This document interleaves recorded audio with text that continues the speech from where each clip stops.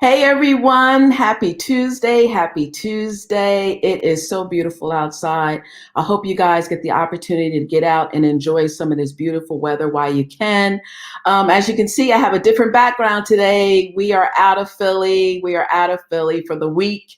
My husband and I, we just grabbed the dog on Saturday and we decided to take a trip. So we'll be gone all week long. Much needed rest, much needed mental rest. I did schedule some things here and there because, that's what I do. That's what entrepreneurs do. We can't keep still. We always got to do something. But anyway, I don't want to take up any more of your time today because we have an awesome guest. So you guys know I got to put my readers on so I can see what I'm doing here. But I am going to be bringing Eli Marcus, to talk with us. He's the executive director of the Davalier Media Group, and I probably pronounced that wrong. And I asked him, how do you say it? And Eli, if I did, I'm sorry. So they are the publishers of the New York City's largest circulation visitor magazine, City Guide. So if you heard of City Guide, then that's what they do. But he also does a lot of other stuff. I don't want to tell you what he does because I want him to do that. So without further ado, everyone, I would like for you to welcome Eli into the studio. Hi, Eli. Hey, Felicia, we're going to rock today. We're going to motivate, inspire, and help people reach their destiny. How's that sound? It sounds wonderful. It sounds wonderful. So for those of you who would like to send messages to Eli, good morning, Diane. Good morning. Hello. Good afternoon. I'm saying good morning. I'm still in morning, Eli. I'm still in morning here. But welcome, everyone. Welcome. I look fabulous and rested. Yes. What a difference a week makes. That is so true. But welcome, ladies. Welcome. But anyway, again, if you would like to ask questions for Eli or me, make sure that you guys go to our Unapologetically Me page. Post your comments there, and this way Eli can see them and I can see them. So Eli, let's get to some good stuff here. What's going on? Oh, a lot of good stuff is going on. I have my podcast that I have out there, The Motivation Show, and I have been interviewing people that are absolutely remarkable. The last interview I had was particularly remarkable because I interviewed the world's greatest daredevil. Do you know who that is? No, me? Actually, you might be second, but Nick Wallenda of the Flying Wallenders, they are incredible because they walk the tightrope. Now, Wow. Imagine walking over this little rock formation called the Grand Canyon on a tightrope. Imagine walking over this little puddle called Niagara Falls on a tightrope. Imagine walking over this tiny little city called New York in Times Square over a tightrope. Wow. So he put out a book on fear. Now, can you imagine anybody else on earth of the 4.5 billion people that can teach you about fear than a guy who's probably the most fearless person alive? I know. That's amazing. That's another thing I wanted to mention to everyone. I am so excited to be back in my hometown of New York. I tell everybody, I don't care where I am a New Yorker for life. Start spreading the news. I'm leaving today. Exactly. Listen, you can appreciate this, Eli. I was watching something on TV last week, and the guy was talking about New Yorkers. So, I get defensive like right away. And he's like, yeah, New York, Brooklyn and Long Island. And I'm like, hold up. Anybody that lives in New York and is a New Yorker know good and well that Long Island is an entity of its own. Exactly. Kind of like Staten Island, too. It's an entity of its own. It's an entity of its own, Yeah. So it's like, but anyway, I want to get into some good stuff. So you and I met on LinkedIn. And I always tell people LinkedIn is a great place if you are in business to meet business people. So you and I met. I don't remember who reached out to who. It doesn't matter. We're connected now. And we met before the pandemic, correct? That is correct. Because you were supposed to be on my other show. You were scheduled to come on. And right when you were scheduled to come on, that's when everything shut down. So I was kind of bummed because I did want to talk to you. And I was like, that's all right, Eli, hang out. I said, I'm going to get some working on something. And when I do, I'm going to contact you. All good things come to those who wait, baby. Yes, that's what I say too. So tell us what's going on with you. Tell us a little bit about the group that I was talking about that you invited me to when we did connect on LinkedIn. And then we can go into maybe some of the people that you interviewed. Well, I'm going to use one word, Felicia, Yes. that I've been busy with for the last year since the pandemic. And that word is collaboration. Yes. My goal is to touch people's lives. What I consider success is not necessarily what other people consider success. My goal and my definition with the word success is to simply make a difference in other people's lives, even if it's 1%, simply because they know or met me. So the first thing I did is I invited you to come on to an organization that has benefited me greatly, and invited you without any cost, without any agenda. And that is an organization called the C-Suite Network, C-Suite Network, which is one of the world's largest business organizations. And so that's how we met. I simply gave an invitation out of the blue. Yeah, which was wonderful. And there was a lot of significant people.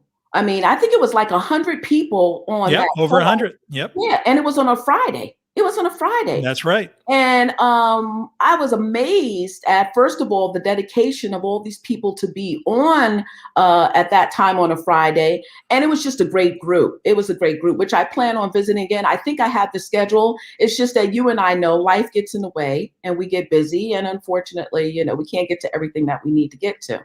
Yep. You know, my philosophy is that there are no coincidences. There's a reason that you and I met. There is a reason that each and every person who's listening right now is listening. There is meant to be a connection between us. Yes. You can either see that connection or it can go right over your head. If you see that connection, the world can change dramatically for you. That's right. We have something to learn from each other, benefit from each other, right? So somebody who's on here right now probably is going to pick up some nugget either today or in the future for something that you and I do.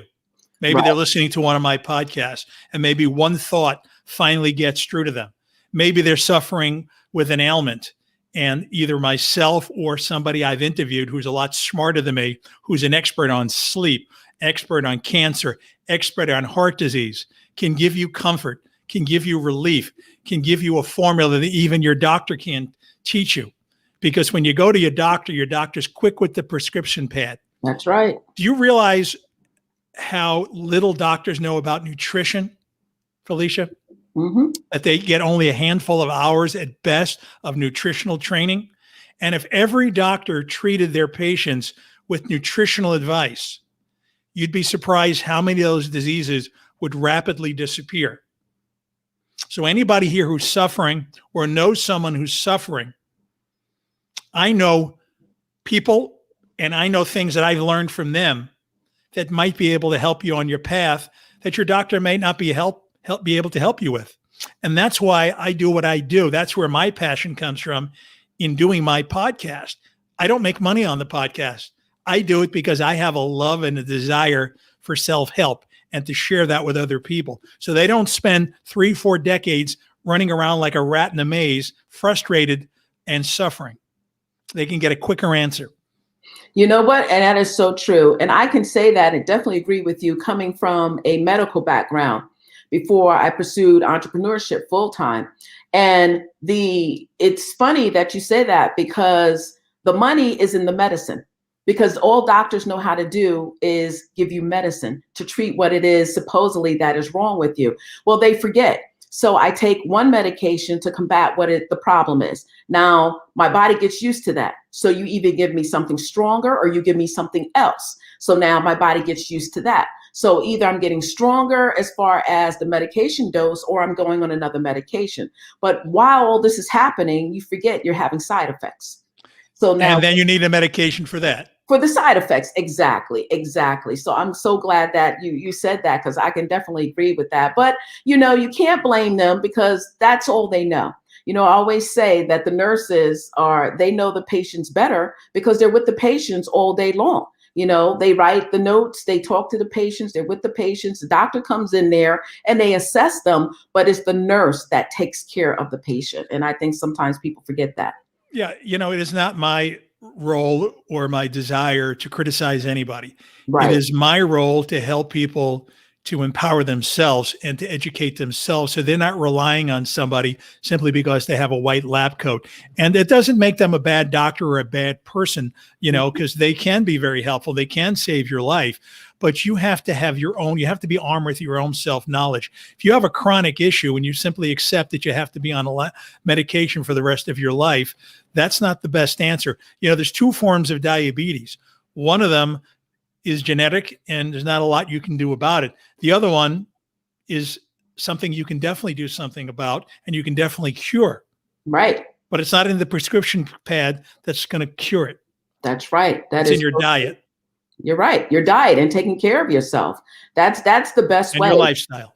And your lifestyle, which is well, of course, living in New York, that's kind of impossible. Well, that's why they invented Central Park. This is true. This is true. So just switching lanes a little bit because I want people to know who you are and some of the fun things that you do. So tell me, so you're an organizer of the Hotel Concierge Choice Awards. Tell me about that. What is that? What is it exactly that you do with that? Well, obviously, since we're in the tourism industry and we have the city's largest visitor magazine, we interact with hotels and therefore we interact with the concierge in the hotels. And we created an event for all the restaurants, retailers, theater, tourist attractions, museums, jazz clubs, comedy clubs, etc. We got all the concierge together and we got all these businesses together and we put together an award event where the concierge vote on their favorite restaurant, their favorite show, their favorite attraction. And then we bring in a world-class individual like Sting. We had one year. We had Tony Danza another year. We had Eric Adams, the Brooklyn borough president, who's now running for New York City mayor. We had him in a couple of years ago. And, they keynote. And so, yeah, it's a great event with over 300 people, black tie. So you actually get to see me all snazzy. Oh, okay. Okay. Well, I'm putting I'm putting my bid in, next time you have one, think of me. Absolutely. As I say, hook a sister up. Absolutely. Always. But my next question to you is, so what is this mayor of New York Times? What is that? Mayor of Times Square. About 10 years ago, a Broadway producer said to me, there seems to be two of you because everywhere I go in Times Square, I see you. Right. So he said, you're like the mayor of Times Square. So I told that to a friend of mine who happens to be a graphic designer, and he did a virtual background for me. And it said mayor of Times Square. So when I started going on all these Zoom calls, like the one with C-Suite Network, it started to catch on like wildfire. Everybody, thought that was cute. And they started calling me the mayor of Times Square. I was a little embarrassed at first, but I'm going to go with this, hey, Lady Gaga, that's not her real name. Everybody, come up with nice nicknames and it sticks. So, so I've been in New York City for an awfully long time, dealing with every kind. I'm likely the senior person in all New York City in the tourism industry out of like 3 million people. I've been doing it longer than anybody else. So I guess that qualifies me for mayor of Times Square. Yeah, I guess so. That is so unofficially, but that's okay. That's okay. Because trust me, they need your energy. They need, that positive. So we were talking before we came on live stream. You were saying that they're starting to open up New York more, Manhattan more. Yep. New York has announced that the Governor Cuomo, we're going to be at 100% capacity, no more restrictions. So we're ready to rock. There's a lot of pent up demand. We see the travel agents are getting busy. They're telling us that people are planning. And so this is going to be a rocking summer in New York, quite unlike last summer. And so I'm excited. I just got somebody today tell me they're doing a corporate outing and they want my advice as to where they should hold that, something unique. And I love that. I love when people are ready to come back out. And, I hope everybody gets their vaccine. I think we need to herd immunity. I know that some people are still thinking, well, I don't know if the vaccine's safe. And they heard some information about Johnson & Johnson and blood clots. But the chances of getting a blood clot is probably less than getting on an airplane. So if you can get on an airplane, I think that was overhyped and over talked about. They didn't talk about percentage wise, because everything you do has some level of risk. Walking out your door has some level of risk. It doesn't mean you don't do that. That is so true. It is so true, but I'm kind of like you, I say, listen, it's your choice. It's your personal choice, whatever you feel comfortable with. Me and my husband, we love to travel. We have a huge trip planned next year. It's a milestone birthdays for the both of us. And, we want to go out of the country. So, we know eventually when you start traveling, they're going to require you to have these vaccines and different things like that. But I want to talk a little bit about your show, the Motivational Show podcast. So I want to talk about that. Where, first of all, speaking to you, knowing you, seeing your personality, I can see motivation all over you. But where did you come up with the name? And talk to us about maybe some of the guests that you may have had on your podcast. Well, believe it or not, I was brought up as a very shy kid. I was the kind of kid that sat in the back of the class, didn't want the teacher to call on me. I thought that having the teacher calling on me was worse than death. They say that there's only one thing that people fear more than death. You know what that is? No. Public speaking. Really? So to me, sitting in the back of a classroom was a young kid's version of public speaking. So I knew there was a better way, because the kids in the front of the class that always raised their hand, hey, call on me, they always seem to have the fun. And I said, maybe I should have more fun.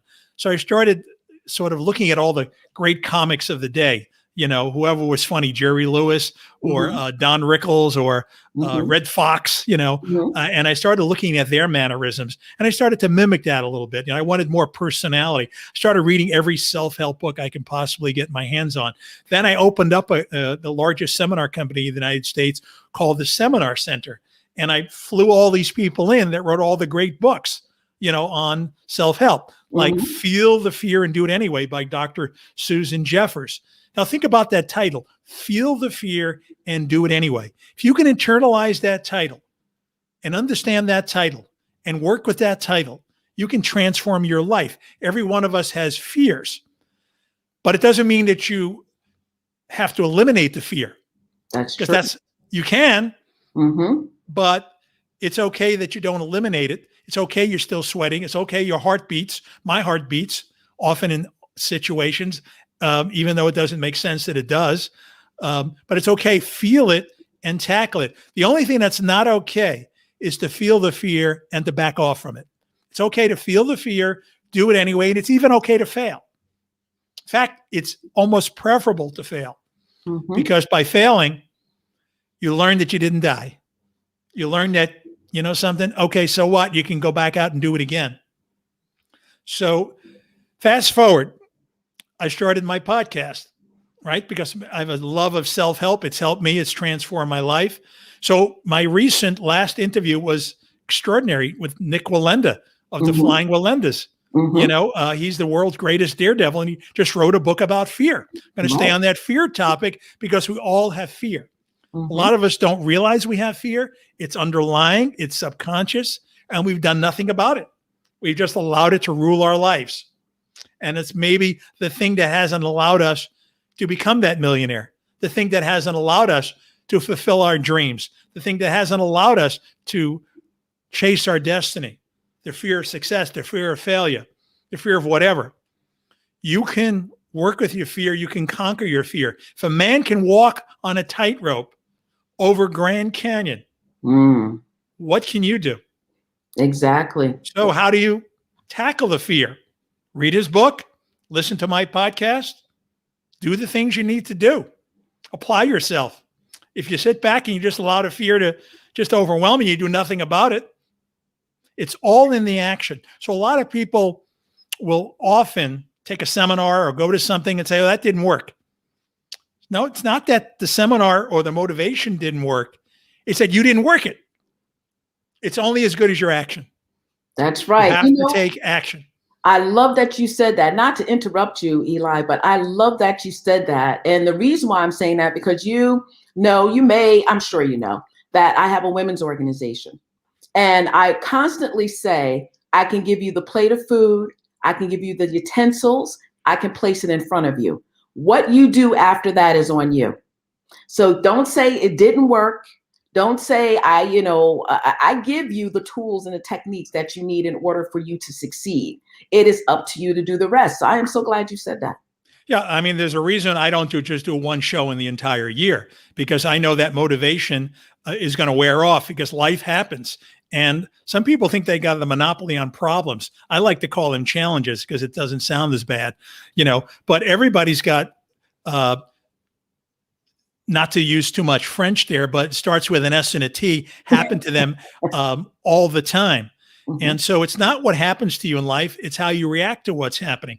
And you'll handle things better if you get better philosophies and better knowledge and more inspiration and more motivation in your life. So they can get it through Felicia, they can get it through my show, they can get it through Tony Robbins, they can get it through their church or synagogue or mosque. There's many ways you can get it. The bottom line is keep getting it and keep applying it, because you can be the student and sit there and absorb. But again, it's all in the action and being proactive and taking initiative. When I was younger, there was only one thing that I didn't pass in school. It wasn't even like math or social studies or even a course. It was something called initiative.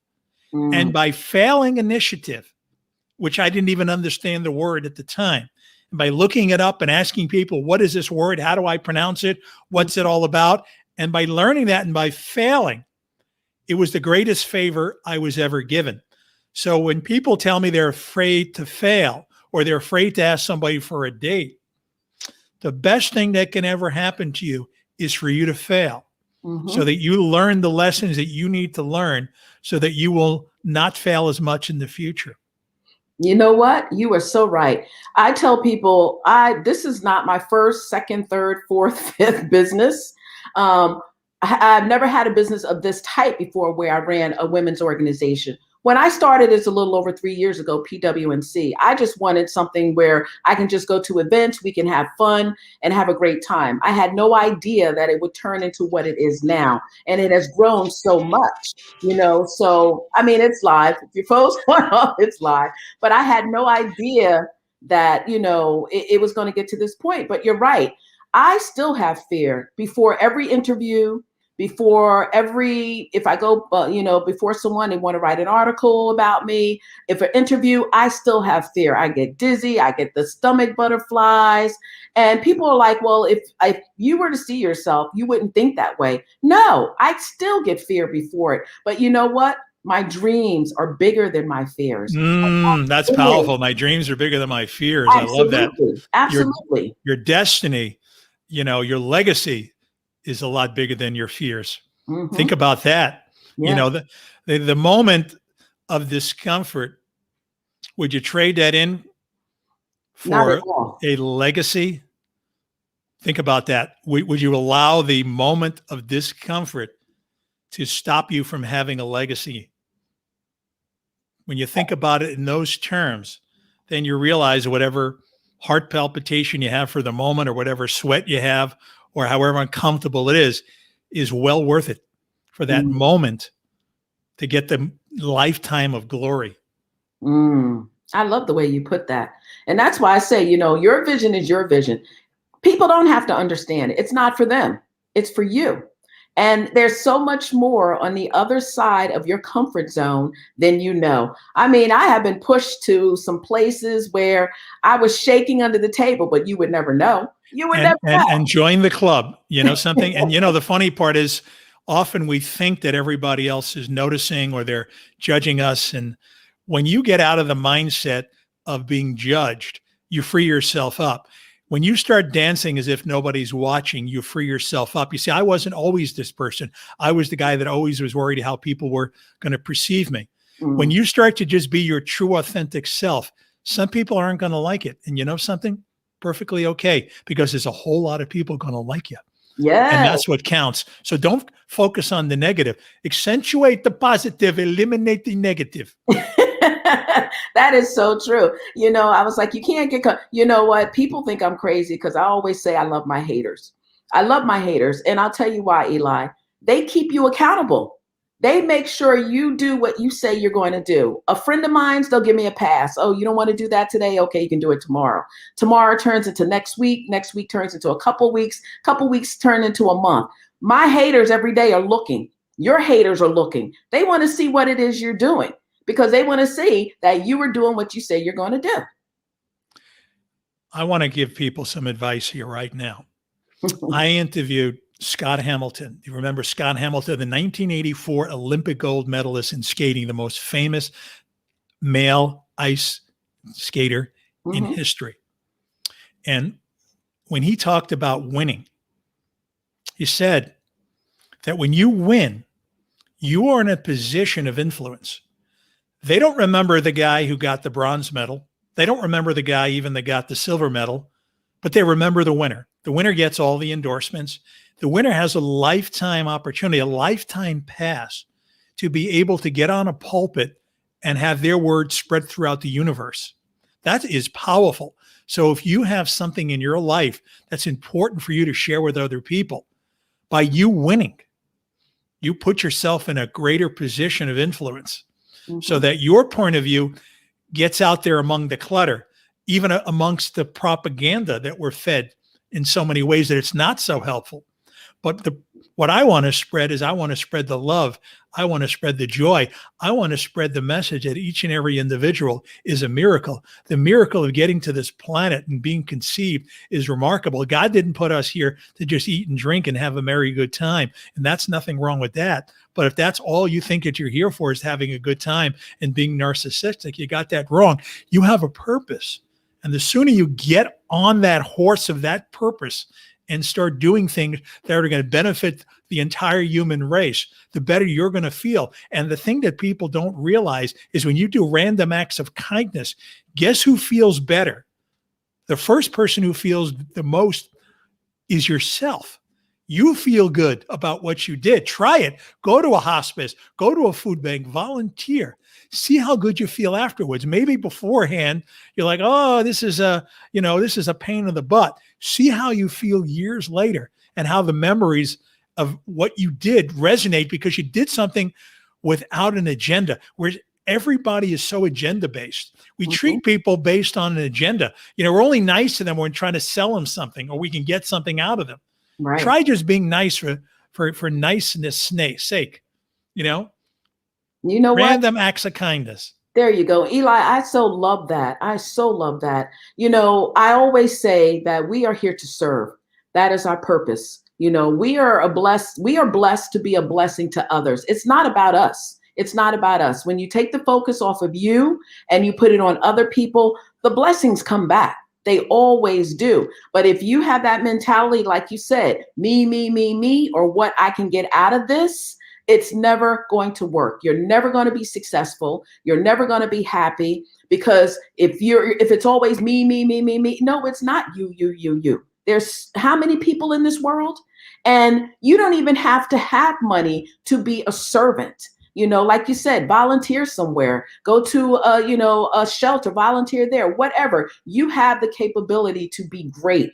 All of us do. And it doesn't necessarily mean you have to be an entrepreneur, a business owner, or anything or even a billionaire, just a kind word. Somebody might be having a bad day, just to smile at them and say, hey, how are you? People want to know that you see them. And you're so right on with that. I rarely get a compliment, believe it or not. And what does it cost for somebody to compliment somebody? Exactly. What can that possibly do to the relationship you're trying to build? How does that help you in your collaboration? Think about it, right? Who do you remember?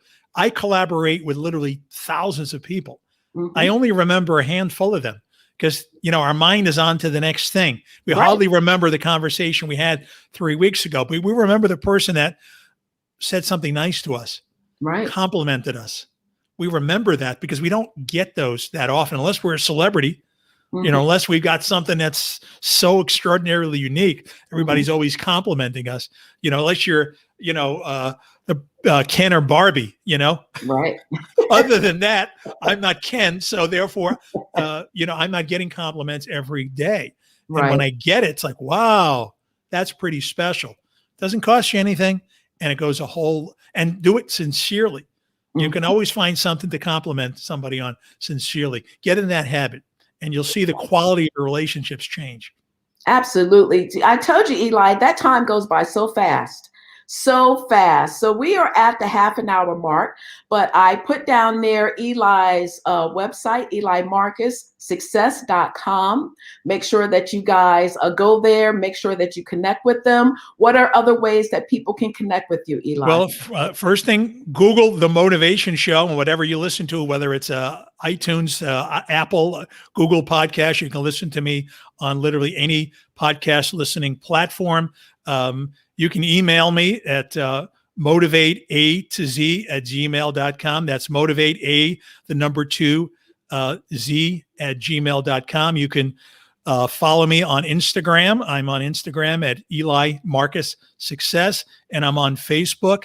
If you Google the Motivation Show on Facebook, you can follow me there. All right. Well, you guys have all his handles. And also, Eli, when we're finished streaming, if you like in the comments, you can also put, because I'm going to tag you on this, you can put in the comments too, how people can get in contact with you. So everyone, once again, that is his website. Make sure that you guys go there and connect with him. As you can see, he's awesome. This time goes by so quickly. It goes by so quickly. But Eli, I want you to hold on. I'm going to go say goodbye to everyone, and I'll be back with you. I enjoyed talking to you, Felicia. You're the best. Oh, thank you. Okay, hold on.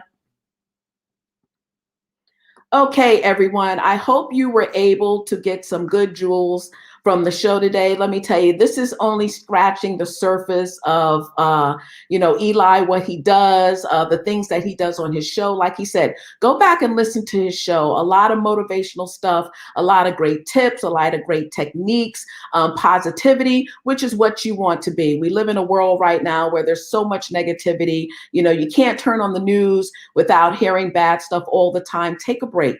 Let your mind take a break. Let your soul take a break. Let your body take a break. Sometimes just be good to yourself. So on that note, everyone, make sure you have a great rest of the week.